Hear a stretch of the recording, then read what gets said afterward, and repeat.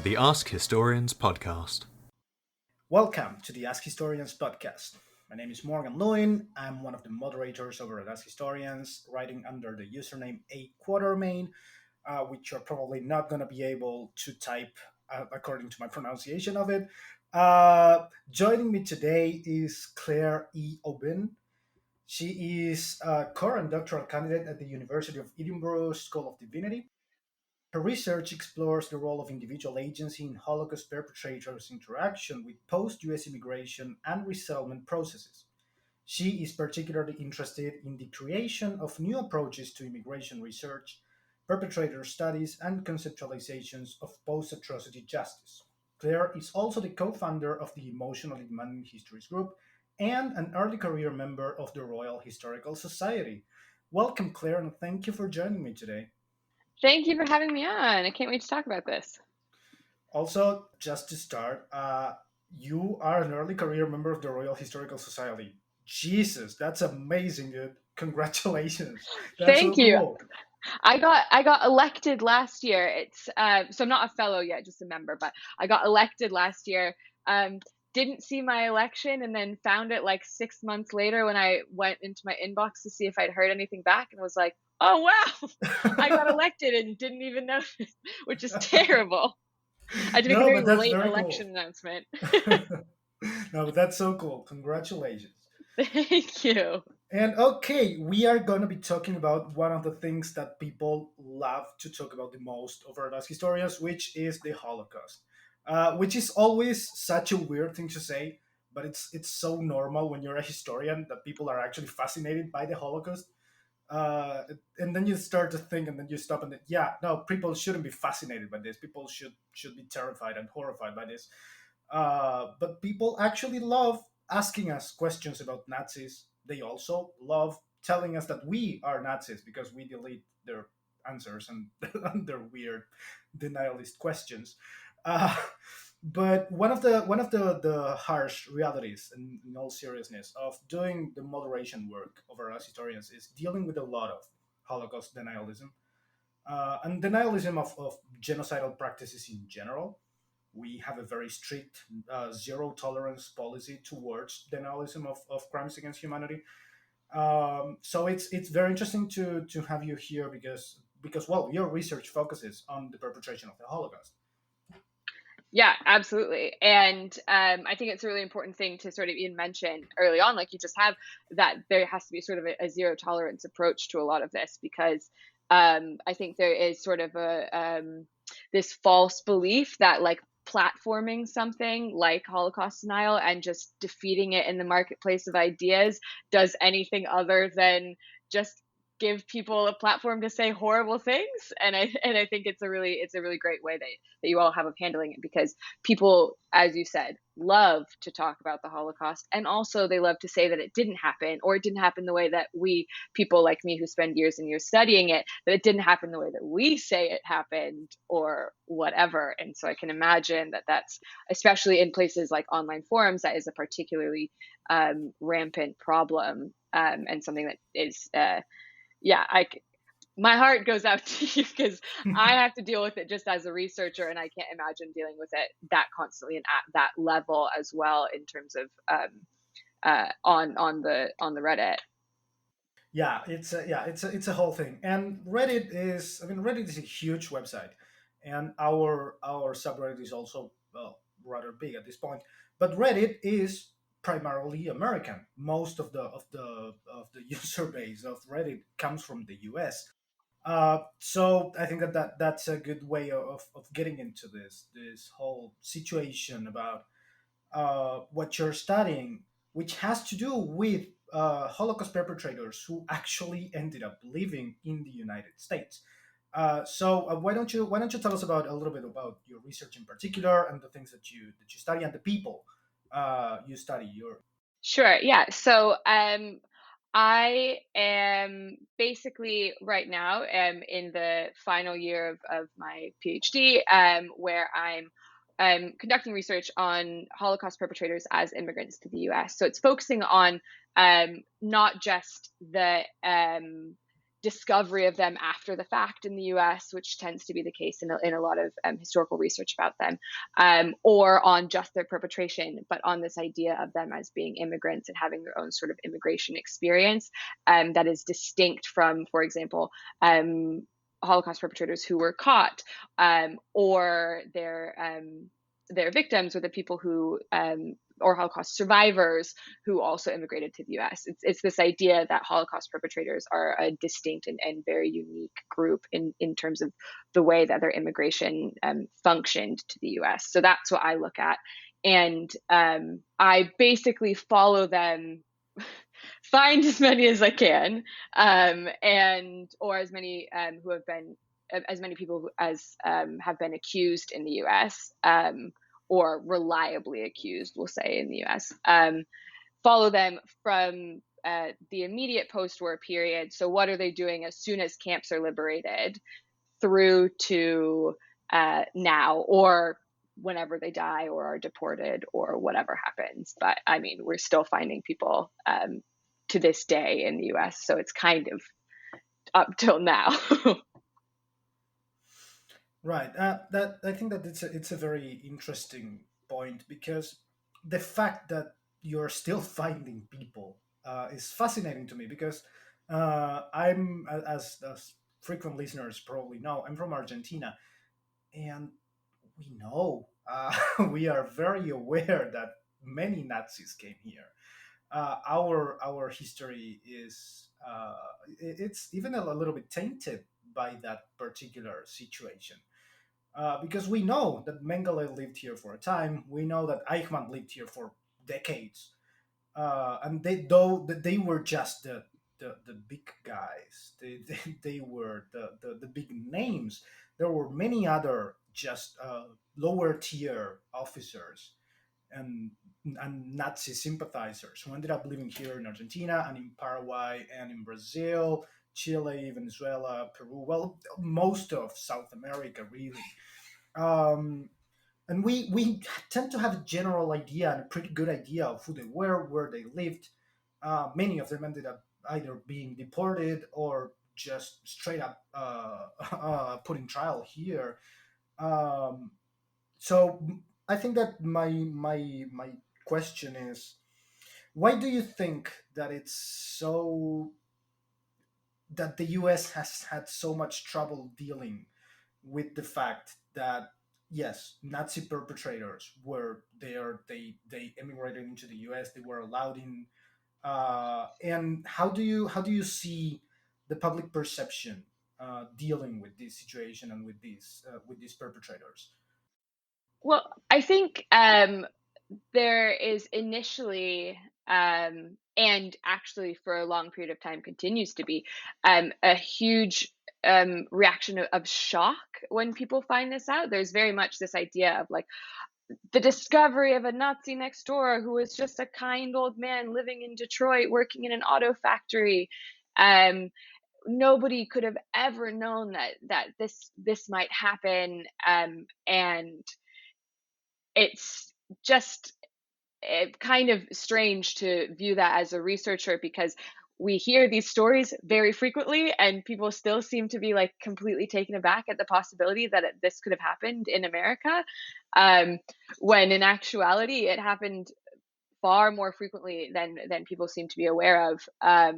There are some estimates that put it at least 10,000 Holocaust perpetrators coming into the US, which is a lot. And I look at 150, and that's at the high end of the scale of accused perpetrators. So, the percentage of people that we're actually aware of compared to how many are estimated to have entered the US is there's a very big discrepancy between those two things.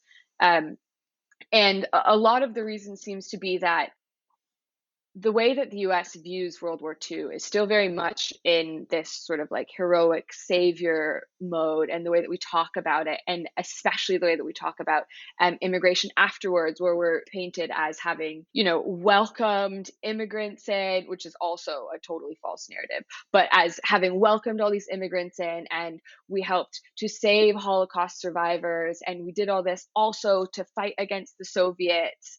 And that means that in order for that narrative to continue to exist, we have to erase the fact that American screening mechanisms were not adequate in order to sort of wade through and cast out any Holocaust perpetrators. There's no way for these two things to seemingly exist alongside each other, where America is a hero and also America is really terrible at catching Nazis in the immediate post-war period, or not even just terrible at catching Nazis, but would actively turn a blind eye to it in many cases, or would even bring them in on purpose to help with things like the CIA and CIA sort of programs that were dedicated to fighting the Soviets or gathering intelligence or anything like that.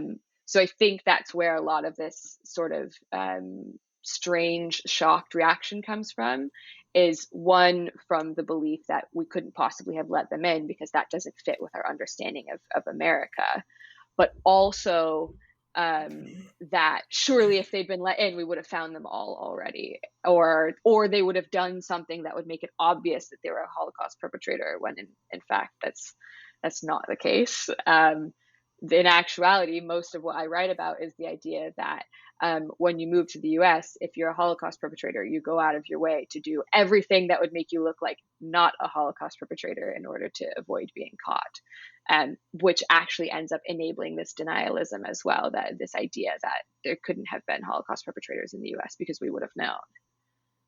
Which is, so it's a very strange sort of like there's a lot of mental gymnastics that goes on in order to maintain this narrative that America is this wonderful place where certainly no Nazis ever could have entered. And it's just not true. Like, it's just false. Yeah, it very much sounds like that. And so on this idea, most people by now, I I would like to imagine that most people by now know and understand that Werner von Braun was a Nazi. Uh, Most people probably know that. People who don't know that, well, I mean, it's very easy to see. How? So here's the thing. He was such a massive name. He was on TV. Everybody knew who he was. I mean, it was impossible to hide von Braun because he became a very public figure in the space race and the development in general of American superiority, between quotations, but superiority in the space race against the Soviet Union, and the early development of the entire space program. Uh, is there somebody among the people that you worked with? Because this is just occurring to me.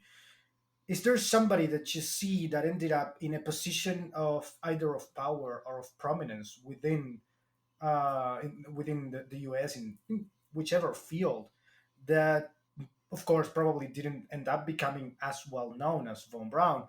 But is there someone like that in your research? Yeah, absolutely. I mean, a good example to go along with the von Braun example is Hubert or Hubertus Struckhold, who is also a former Nazi medical scientist. He participated in the Dachau camp experiments, and he got recruited through Project Paperclip or Operation Paperclip, either or, and moved to the US and lived in Texas and worked for NASA for a long time. And there have been things like there's a day somewhere in Texas that's dedicated to him. If you look for him online, there will now be a few like cursory sentences in bios that say, oh, actually he was a Nazi, oops. But yeah, it's very common when you look at things like the space race. If you see a German, you should double check to make sure that their sort of knowledge of aviation and space medicine and things like that didn't come from, for example, slave labor or from horrific human experimentation or anything like that, because there are a few of them.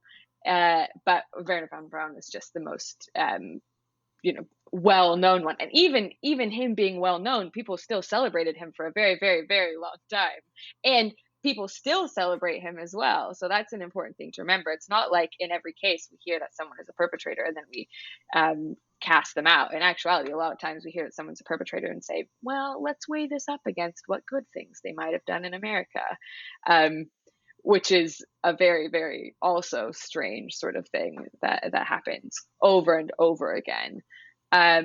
But yeah, I think Strughold is one that if I could make anyone a little bit more well-known or make their perpetration more well-known in comparison to what they're sort of famed for in the US, that would be the one, I think, that I would maybe weight the Holocaust perpetration a little bit more heavily in his bio. Okay, and this brings me to another question about this idea of public perception and portrayals, because as you were mentioning, von Braun is one of those examples of a Nazi perpetrator that ended up being celebrated for decades and continues to be celebrated, like you were saying. In your research, what do you see when you look at the public perception in general and public portrayals of these Nazi perpetrators? What do you see? It's really interesting. It depends so much on the perpetrator and on the community that they've become a part of in the US. Because depending on whether you've really been able to infiltrate or join a community, that ends up being sort of the determining factor in how people respond to you being accused of perpetration. So, for example, there's one perpetrator who I look at quite intensely because I think she has quite a unique story, and that is Hermina Braunstein-Orion, who became sort of like known in her neighborhood as like a nice, kind housewife. She lived in Queens in New York, and sort of like is known as this like wonderful neighbor, beautiful lawn care, all of that, loves dogs. And then when she's accused of having been at Ravensbrück and at Majdanek, and not just being there, but being particularly cruel there, and for being known for like some really, really awful, quite sort of like bordering on like evil, like really, really bad, nasty stuff. She, when everybody finds out about that, instead of believing that this is probably likely based on what we know about her biography, her community sort of like rise up to rally in support of her and say that she couldn't possibly have been a Nazi. She liked my children. She couldn't possibly have been a Nazi. She, like I said, had a really nice garden.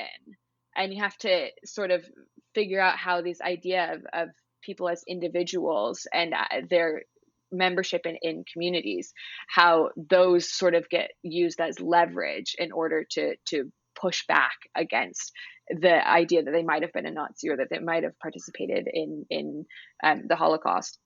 And what's really quite strange about it as well is that our understanding of, maybe not strange, but our understanding of Holocaust perpetrators is still very focused on a very sort of cinematic idea, or on this sort of like mustache twirling evil man that you can just sense the evil radiating off of him from, across the room. And it's just not like that. There needs to be a real movement or a real shift in the way that we understand Holocaust perpetration, away from these sort of like archetypes or stereotypical evil trope Nazi people, and into this understanding of it being a much more enormous number of people who had to participate in it, and a wider variety of the type of person who might have participated in perpetrating the Holocaust. So I think America is very behind in that, in terms of the way that the public understands it, because that is why it seems to cause so much shock, is that the people that are being accused don't fit with a stereotype of a Nazi, basically, or with the stereotype of a Holocaust perpetrator. Even just the fact that the majority of the perpetrators I work with, or the case studies that I work with, are not German, seems to be sort of like beyond beyond the realm of imagination for a lot of, particularly Americans, but I suppose anybody in general. That a huge percentage of Holocaust perpetrators were not German or Austrian, or spoke very little German, and were in fact native collaborators or from other parts of Europe that were recruited to join in on this. So I think that also gets used as sort of a shield against the idea of perpetrators in the US, because there doesn't seem to be understanding that that they're not like these, they're not like the Inglorious Bastards German thing, because it's not accurate. No, of course. And so I find this very, very interesting, because even though Argentinians tend to have a better understanding of what happened when the Nazis arrived here, and what they did, and when we analyze it, because we didn't really participate all that much in the Second World War, like most South American countries. We didn't really show up. We didn't really have much to do. But I think that it's very interesting, this idea of how we tend to look at Nazis, and when we think of a Nazi, what we see immediately is an SS leather overcoat. That's what we think of when we think of Nazi. And I'm I'm one of those weird Jews who actually like Hannah Arendt, because most Jewish people don't really like Hannah Arendt, but I really like her, and I've always found it very interesting that when she writes The Banality of Evil, after Adolf Eichmann is taken by the Mossad from Argentina and judged and put on trial in Israel, she writes that she looks at Eichmann and she sees a man, a little old man. She doesn't see a monster. She doesn't see a devil. She sees a human being that is capable of truly horrifying acts, but is just a human being, just looks like any other human being. So what you're saying about these people, communities, entire communities being able to rally behind this nice this nice lady, this nice neighbor, it's because she could have been a Nazi and still be able to care for her lawn. That doesn't really change much, but I do find it very interesting that there is a shift in the public perception when it comes to this. Um, and that's something that we also deal with a lot in us historians. Um People tend to have a concept of Nazi collaborators or Nazi perpetrators that just correlates with military participation, or active guard duty in the concentration camps. And people tend to forget that, there were also Nazis who handled the bureaucracy of the of the Third Reich, because it had an entirely gigantic bureaucratic complex.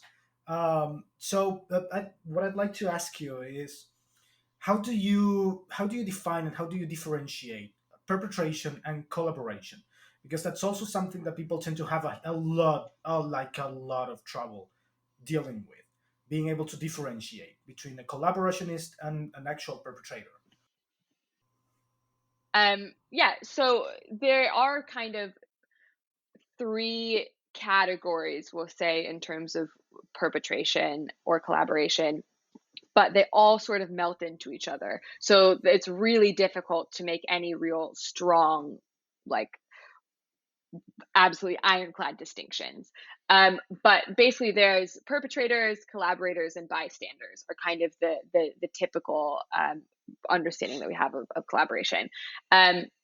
So perpetrators are basically what you're discussing in Ask Historians, where there are people who are tied directly to sort of purposeful or systematic persecution of the victims of the Holocaust. So those are the SS or camp guards or members of paramilitary organizations. But also, and this is where this idea of the Arendtian sort of banality of evil comes in. Nazi administrators or members of the bureaucracy are also considered high-level perpetrators. They're not just collaborators, because if you sign the warrant that causes someone's death, you are responsible for their death, regardless of whether you hold the gun or not. And that makes you a direct perpetrator as well. There's no idea, or there is an idea of indirect perpetration, but for me, indirect perpetration doesn't exist. It's still perpetration. It's just a different mode of the same thing. So then beneath that, you have collaborators, so people who participate in the commission of the Holocaust, but in a slightly less official capacity, or for motivations that aren't necessarily just like pure anti-Semitism, or because they're super loyal to the Nazis. So collaborators could be people who, for example, lived in communities in Eastern Europe and participated in pogroms, or who turned hiding Jews in to the officials, or joined sort of like whatever fascist political groups that were aligned with the Nazis. So people who assisted with Nazi goals, whether or not it was because they were part of a systematic effort. So that's a collaborator. And then you also have bystanders. So those are people who contributed to the Holocaust through inaction, or who were passive in the face of moments where they could have essentially saved someone's life, or in any other way done anything to stop the spread of anti-Semitic propaganda or anything like that. So a lot of sort of German civilians fall into the bystanders category rather than the collaborators or the perpetrators.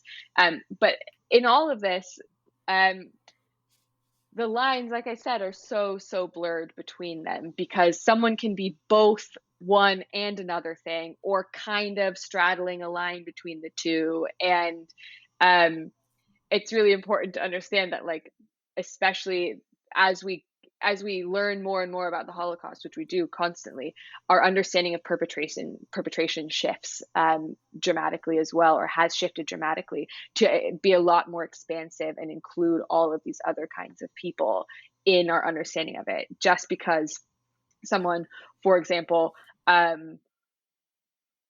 refused to hide Jews, or turned in hiding Jews, but they didn't kill anyone directly, does not mean that they weren't in some way related to the commission of the Holocaust. They are still somehow, perhaps less so than someone else, but they are still complicit in what happened. And that's a real shift in our understanding of perpetration. And I think public understandings of that need to sort of catch up as well, because that's pretty accepted now within historical circles, or within sort of historian discourse about the Holocaust. But public discourse is a little bit is lagged a little bit behind. I really like your concept that indirect perpetration doesn't exist.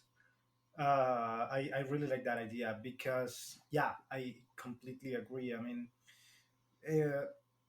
you if you were a Nazi, you were a Nazi. That's it. But when people deny the Holocaust, people will usually either outright deny the existence of the Holocaust, or they will find ways of building strawman and just trying to generally shift the blame onto the larger and the more renowned members of the Nazi Party, and the upper echelons of the Nazi leadership. Do you find that this idea and this tendency of trying to create a sort of hierarchy of guilt and of participation exists when it comes to the people you study, and to these 150 people who actually went to the US? Absolutely. I mean, 100%. That is absolutely the thing that is sort of trotted out, especially at trials, for those men and women who are accused. that's a thing that you see over and over again, is particularly this idea that they weren't a high level perpetrator or what's considered a high level perpetrator. And so therefore their perpetration is not worthy of a further look or of any sort of justice because they've lived so long, that it's sort of held up as though there's this ratio of like, well, you did participate in the commission of the Holocaust, but you weren't very high up in the hierarchy. And also, here were these other mitigating circumstances. And then you lived in the US and you were really good for 40 years. So, your debt to society is somehow paid. And in actuality, that's not how that works, because there still is not an acknowledgement of the fact that whatever we consider to be, quote, low level, unquote, perpetration is still perpetration and is still worthy of investigation and justice after the fact. And yeah, it's very, very common to see that being used as a shield that, particularly in the case of quite a lot of Eastern European Holocaust perpetrators who became perpetrators through something called travniki, which is where they were a Soviet prisoner of war and then were selected to join concentration camp guarding facilities or auxiliary police or whatever, usually SS battalions that would like very directly commit perpetration of the Holocaust.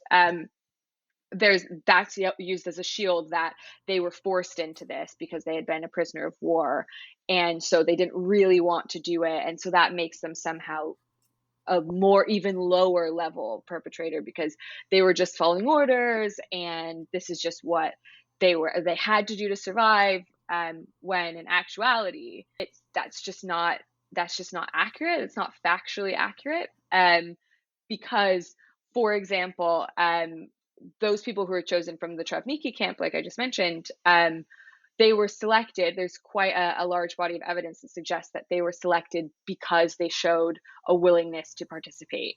And so they were selected because they said, actually, I am very anti-Semitic, or I do have these prejudices, or I am prone to violence, or I don't mind doing this sort of morally reprehensible thing.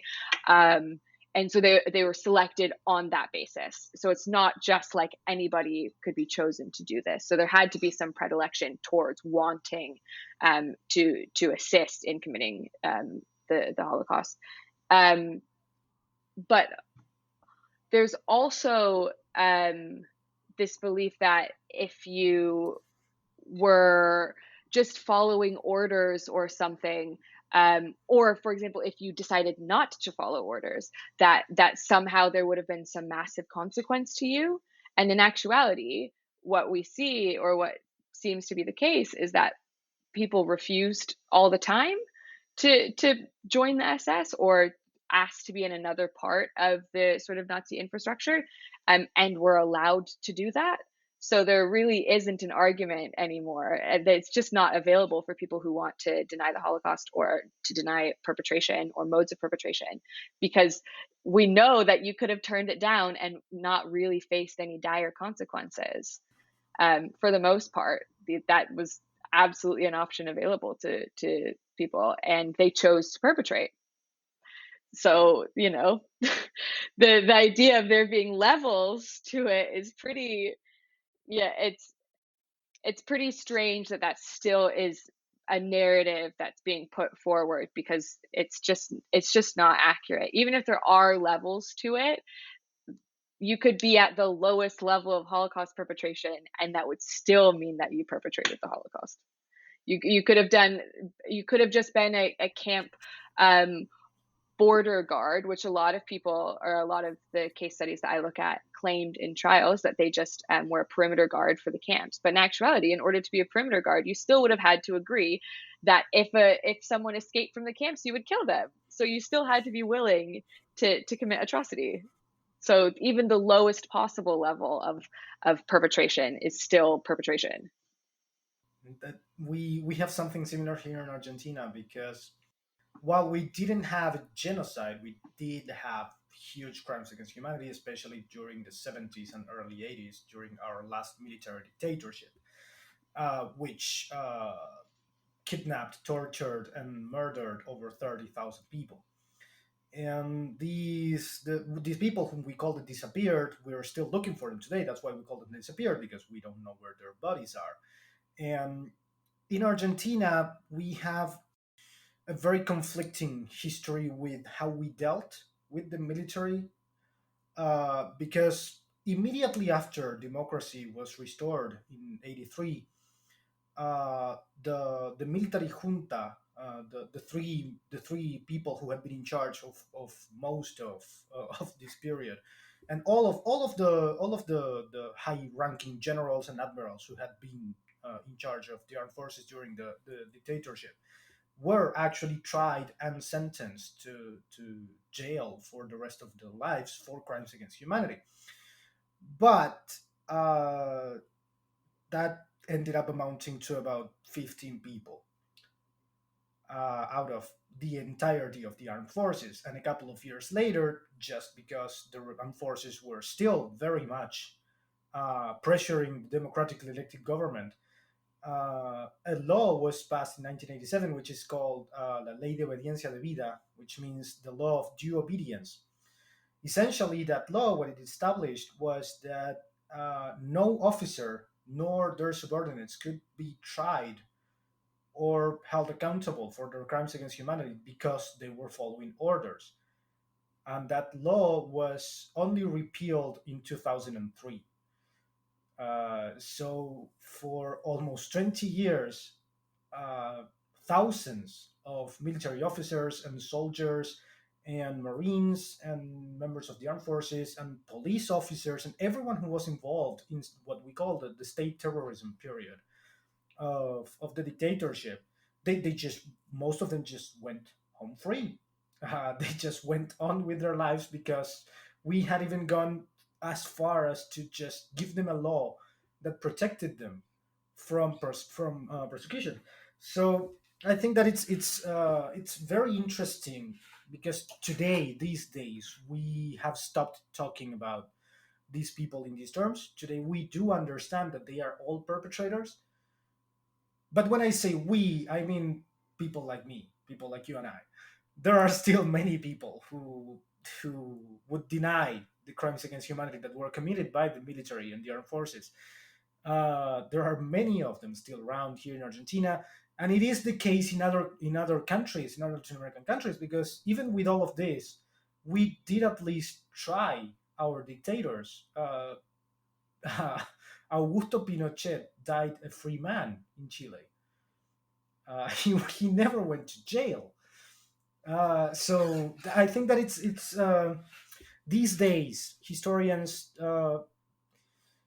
that I believe that we have a responsibility to continue pushing these perceptions of perpetration and collaboration forward, so we don't forget, so we don't just go on as if nothing happened, and okay, this happened decades ago. These people, like you were saying, these people have been doing amazing things for the US, for example, that they have been participating in their communities, so we should just forget about it, we should just forgive them. And no, that's not how it works. Like you were saying, and I agree with you 100%. If you participated in perpetrating any sort of crime against humanity, even in the lowest level, even in the tiniest form possible, you are still a perpetrator of a crime against humanity. Yeah, absolutely. I think then the question becomes what does justice look like, or what is an acceptable sort of punishment? And that seems to be the thing that people really grapple with, particularly now in the last 20 years, now that the perpetrators, or the ones that I'm looking at, are very, very old. There seems to be this idea that, well, they're old, so do they need to face justice? And in the US, the answer, it seems to be, which is good, resoundingly like yes. And if nothing else, they should be subjected to deportation or to immigration proceedings, because if nothing else, perpetration not aside, but perpetration as almost a secondary concern, they had to lie on immigration applications in order to enter the US. And the US obviously has its own sort of very strong stances on immigration generally, and will to put that kindly. And so what the US will do is say, well, your immigration, we're not even going to touch the perpetration bit, other than to try to prove it in trials that you did it, so that we can say that you did immigrate illegally. But what they would do is they would say, the issue is that you lied on your immigration, so therefore your immigration is void. You shouldn't have been here anyways. We would say this to anyone who'd lied to immigration officials, and off you go, basically, and try to deport this.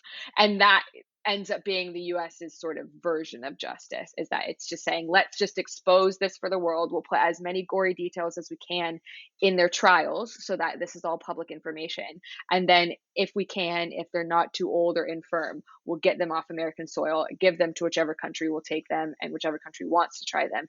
And it's out of our hands now. And there's a big question about whether that counts as justice, or whether that's as much justice as we can really hope for, or what justice even looks like in these cases. Because for a lot of the perpetrators, we only have a general idea of what they probably did. We don't have any actual records of these specific things that they did. We only know, okay, this person was working at Sobibor, or this person was working at Majdanek at this time, and so they probably witnessed this, or they probably were here for this, and so they are now they were therefore complicit in that, but we don't actually know what they did. So meting out a real sort of fair idea of justice is really difficult in these cases. But yeah, that's a lot of what my research is, and general sort of public discussion about this is at what point is it too late for justice, or what does justice look like, or how do we square this idea of complicity, or a huge number of people, or any of these things. A lot of it is just still trying to get the general public, and even historians as well, but just trying to get everyone to sort of wrap our heads around the enormity of this horrific period of history, and also what our obligations are now in terms of how to provide justice after the fact, even, a very, very long time after the fact. And one of the topics that has come up several times over our conversation has to do with the matter of transparency within the actual historical record. So I'd like to ask you, what are the challenges that you've had to face during your research when it comes to dealing with all of these, well, with all of these lies, truly? Yeah, easily. That is beyond pretty much everything else. That is the most difficult part of my research. A lot of the records that I work with are easily accessible. They're trial records. I can see a lot of these things, or they're immigration application cards that are available to everyone, or they're ship logs that say when someone moved from Bremerhaven to New York. Like, all of these things they would be great sources for a researcher. And if you were just studying immigration in general, they're excellent. However, the problem is trying to suss out the truth, or find truth in all of these documents, which, as a researcher, are falsified or contain some false information. It's so difficult. And so you end up doing a lot of sort of, and this is true in trials as well, but a lot of sort of conjecture of saying, we think this person was probably here at this time. We can't prove it with beyond a shadow of a doubt because they've said these other things, but we have a person who has this same name who is here at this time, so it's probably them.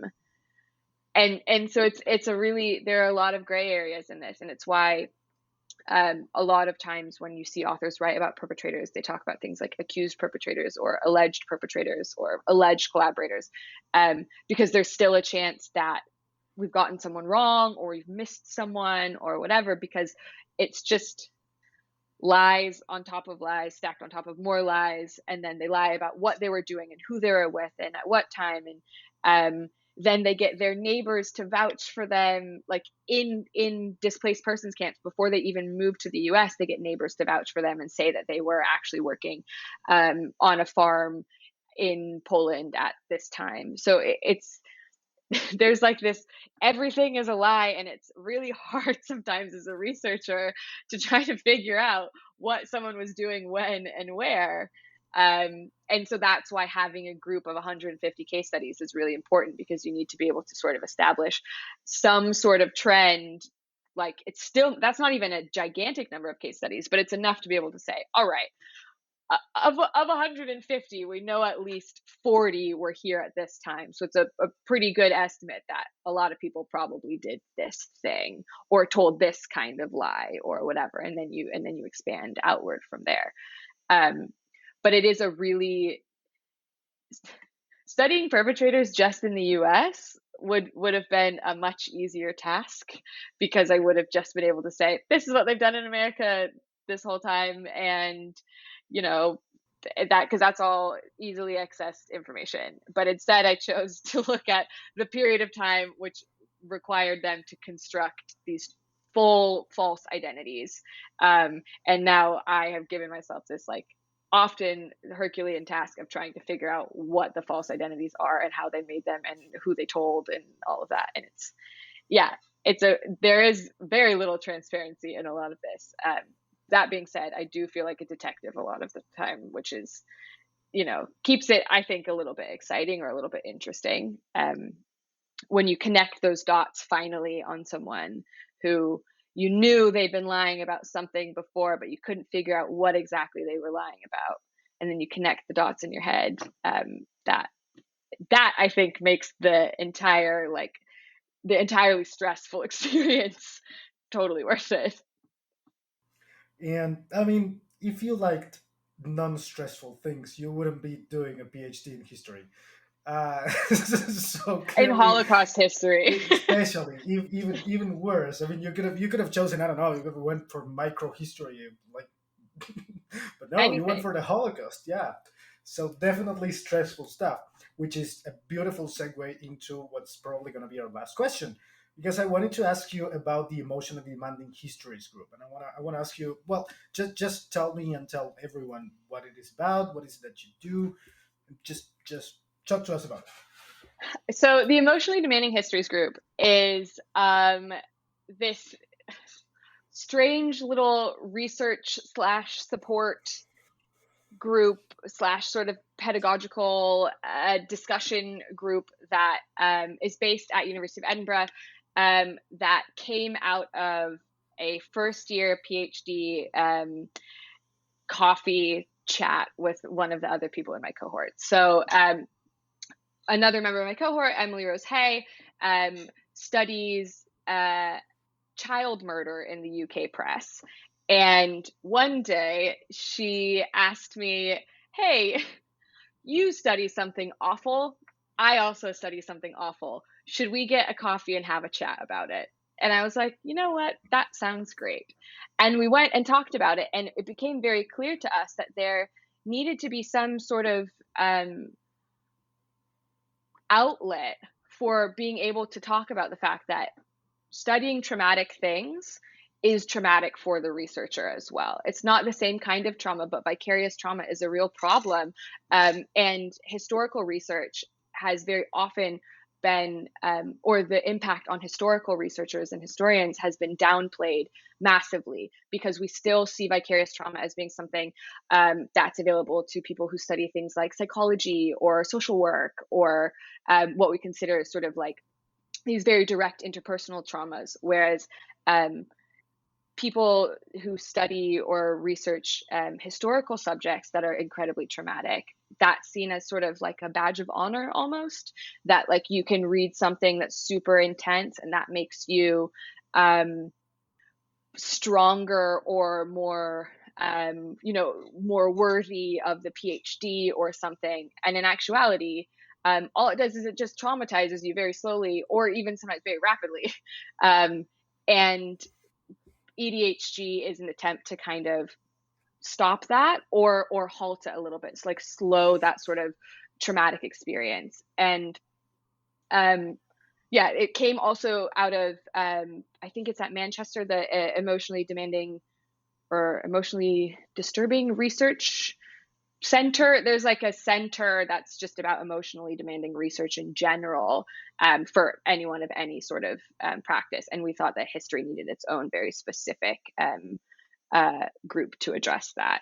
So we do things like we had a roundtable with archivists who work on really disturbing archives, and we've had discussions about teaching traumatic history and how do you transmit this information to other people without traumatizing them. We've also had sessions on how to address your subjects. So, for example, if you're talking about a very traumatic piece of history, do you use do you abbreviate their names, or do you talk about them using pseudonyms, or what is our responsibility as researchers to the topics that we're researching as well? And yeah, it's really cool because we have lots of professors join in as well, and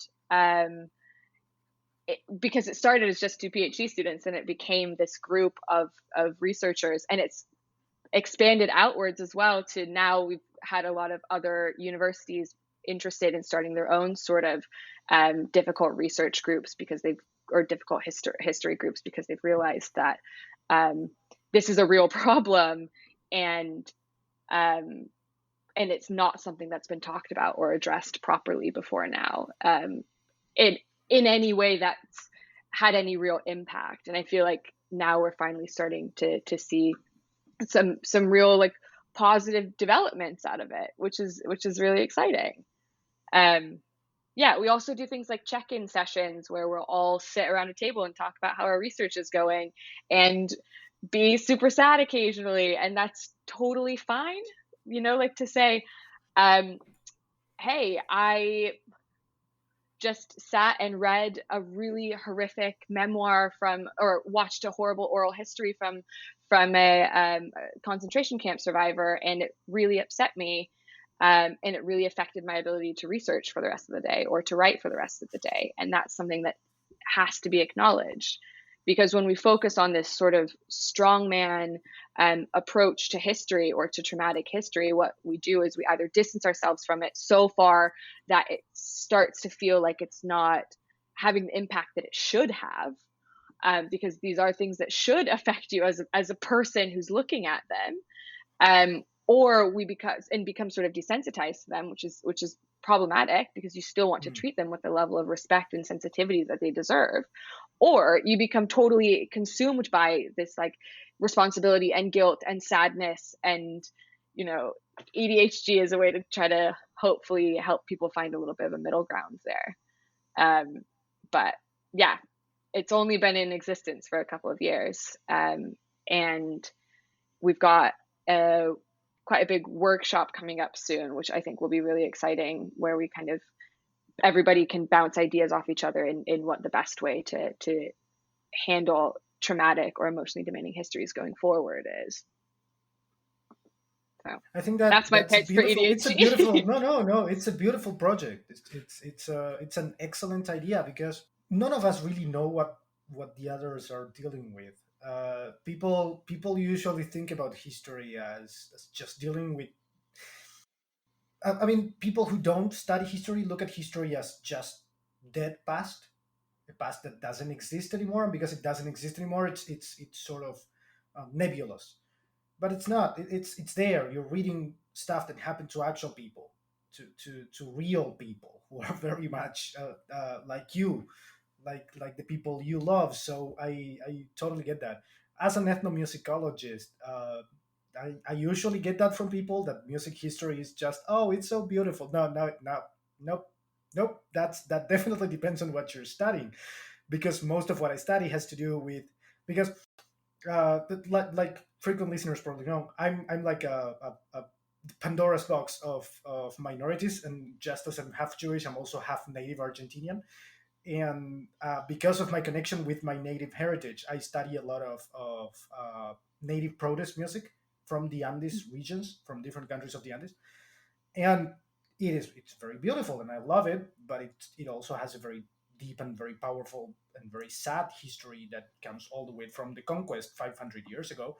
And when you do this kind of research, and when you look at the histories of people who have suffered and who have gone through the things that they went through, it can get very difficult, and it can be emotionally overwhelming. So I think that this is a beautiful idea. If I didn't live 15,000 kilometers away from Edinburgh, I would probably join you. But I'm a little bit far away. Well, I mean, we also are going to be hopefully doing more virtual events soon, which is great. We had to take a bit of a hiatus during the pandemic because some of it's quite difficult, or it's quite a different experience to be on a Zoom meeting where everyone's talking about having a cry in the archives as it is to be sat around a table having lunch and talking about imagine. it, you know. I can imagine. But we're trying to find a way to find a good format for EDHD to come back virtually. But yeah, it is. I think groups like this are also important for people like what you're talking about, where if you have, for example, your own experience of something. So some people might have experience of something like sexual assault, and they have to read archival material that deals with that very heavily, or that pops up unexpectedly or whatever. And that's also its own emotionally demanding form of research, or people who've got generational trauma around something, or whatever sort of ethnic or racial or any other sort of trauma related to their subject. The experience of researching it is also taxing on the researcher, not just in terms of the physical experience of sitting in an archive or whatever, but emotionally and mentally.